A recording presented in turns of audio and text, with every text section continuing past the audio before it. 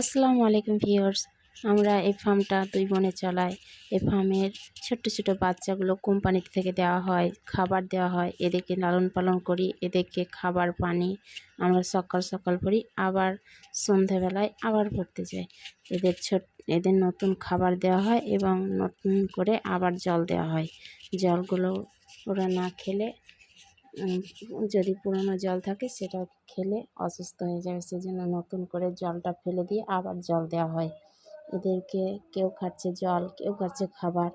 নতুন খাবার দিলে নতুন করে আবার আর এদেরকে বড় হতে 40 দিন টাইম লাগে। আজ বয়সটা হচ্ছে 7 দিন।